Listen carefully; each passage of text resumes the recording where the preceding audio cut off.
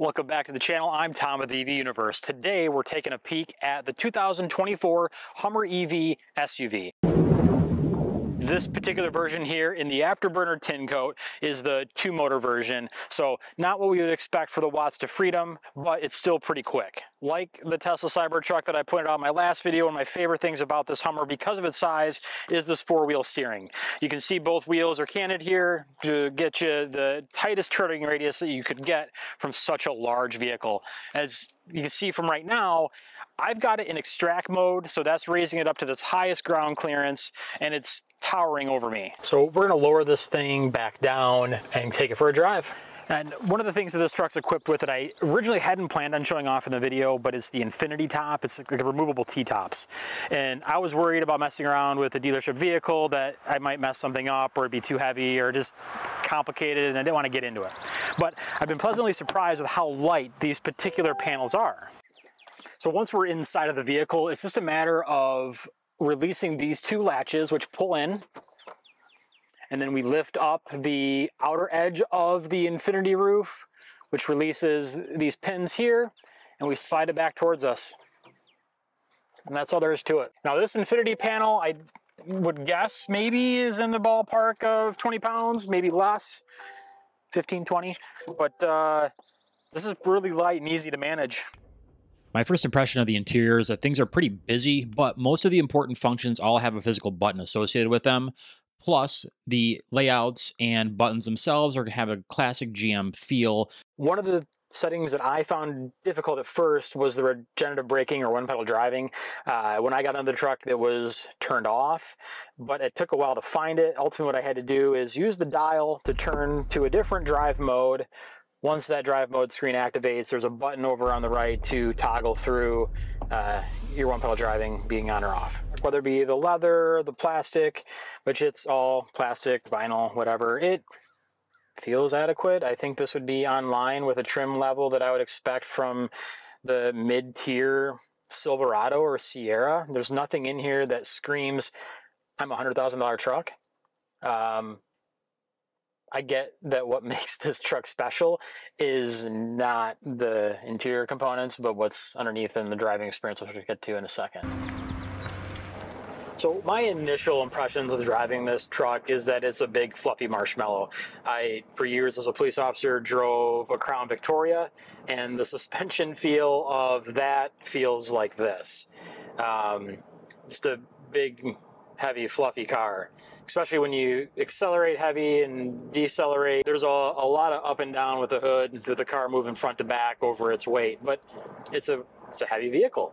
We're on a country road right now doing about 55 miles per hour. This ride quality just feels like the truck is floating. I don't entirely feel connected to the road. And that's not a dig at the Hummer EV. It's really just an observation because of what this truck is and trying to accomplish, which, to be fair, I don't know what it's trying to accomplish.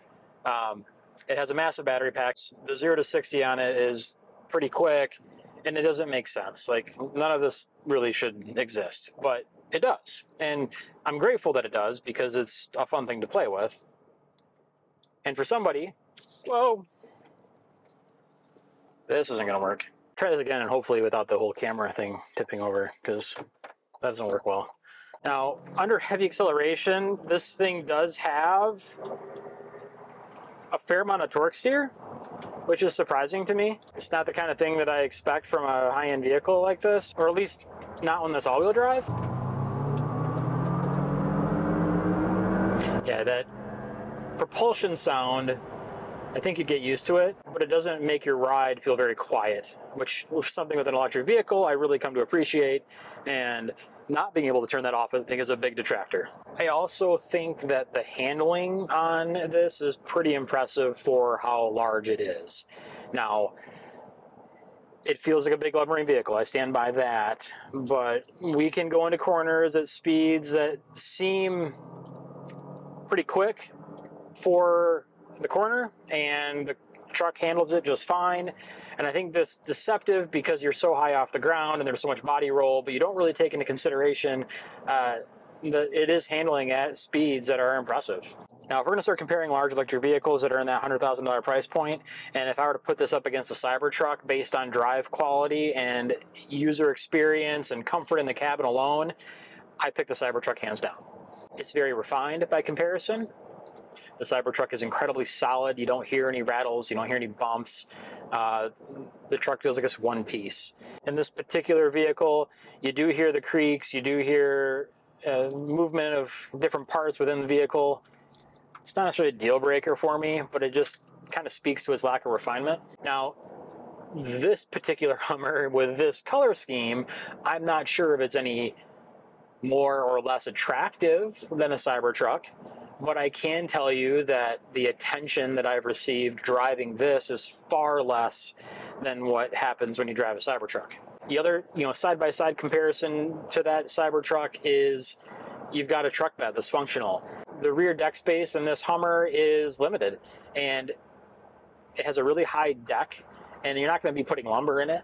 And because there's no third row in this Hummer, it has the same seating capacity as a Tesla Cybertruck and basically the same amount of space in the cabin, but you lose the functionality of the truck bed, which for me, I would take the Cybertruck truck bed with the built-in tonneau cover any day over the rear storage area of an SUV.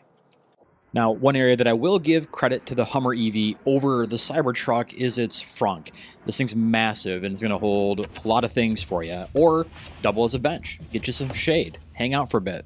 The feel of the regenerative braking in the truck once it's turned on is really nice. It's firm and predictable, and I would never drive an electric vehicle at this point now without using regenerative braking. It's just so second nature to me. But those who are more of an automobile purist, they might want to have that turned off because it's unusual, foreign, whatever. That option exists, and I think that's going to be big for some people. A lot of what is present on the screen for the Hummer is a lot of things to do with off-roading. It gives you your angles, your G-forces, all the amount of traction going to each tire. There's a lot of that kind of stuff, to be a rugged outdoor vehicle. And I'm sure it'll do all those things, but because I want to be respectful of this vehicle, we are not going to be taking this off-road. We're not going to go muddy. We're not going to go over obstacles. I'm even trying to refrain myself from driving it too fast.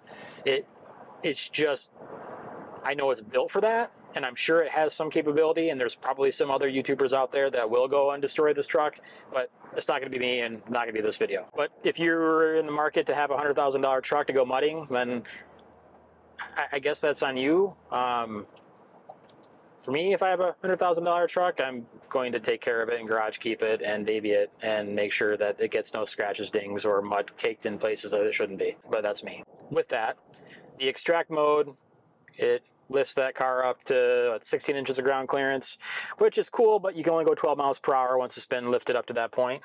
And you got to put the truck back down to its normal clearance height. The crab walk is a lot of fun, but it's a parlor trick, or a serious off-roading trick, which I don't see myself ever doing, but I will definitely play with it in the parking lot and in my driveway and show it off to my friends any chance I get, but I'm not going to seriously use it. I don't know what the practical application is for that. And I'm okay with vehicles having applications that are not practical. I mean, Teslas, you can make fart at people remotely and then capture it on the Sentry mode, and that's pretty funny, but not practical. See this torque steer again. It pulls off a little bit. It's a little hairy if not paying attention, but the hood rise and fall on acceleration, deceleration is really noticeable. It kind of makes me feel like what driving a monster truck might be like if you ever got to drive a monster truck. And if you have a monster truck, you want to let me drive it, you can hit us up on the channel. I'll be happy to. Ooh, that's kind of fun. The vibrating seat. Yeah, if you get too close to the white line, the seat vibrates at you. We talked about this being a big, heavy vehicle, and that's attributing to its ride quality. With this truck weighing in at just over 9,000 pounds, it is absolutely massive. And part of it is going to be that 212 kilowatt hour battery. It takes up a lot of space, it's a lot of mass, and that's a big part of that, and it takes all of that power to get this truck down the road. But to have that expected range, you know, up around 300 miles like this truck has, like, you need that big of a battery. That's just the plain and simple of it. There is nothing efficient about this design. Like, it's not aerodynamic. It's a giant billboard going down the road. So all that power and that weight is just here. Also, before we started driving, I had just partially removed the infinity roof just to kind of see how easy it was. And for the sake of the noise, I'm keeping it on now so it can actually hear me when I talk. But I'm a sucker for a naked roof. And having a removable top like that would be enough for me to be like, yeah, I really want this truck. And I do kind of want it just for that. I have my personal vehicle. I have a 91 NA Mazda Miata, and I just for fun pulled out the Miata and put it next to this Hummer just so you can get an idea of just how massive this thing is, or how small the Miata is, one of the two. But the Miata comes in at just over 2,000 pounds, so we're talking like 4 times the mass of that Mazda Miata is in this Hummer EV. And I'm still trying to wrap my head around that.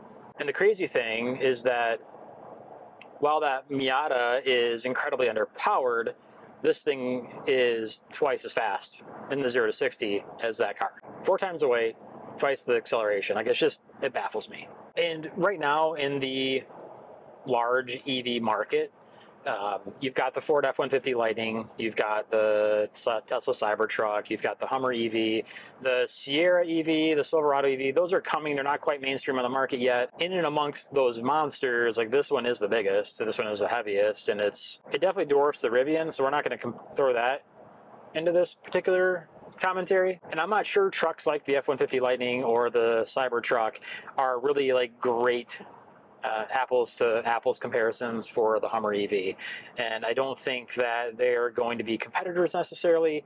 I think the competitor for the Hummer EV is going to be other GM and large SUV products, whether it be from Ford or GM, in your Tahoes, Suburbans, Yukon XLs, etc. Having driven Tahoes, the ride quality is comparable.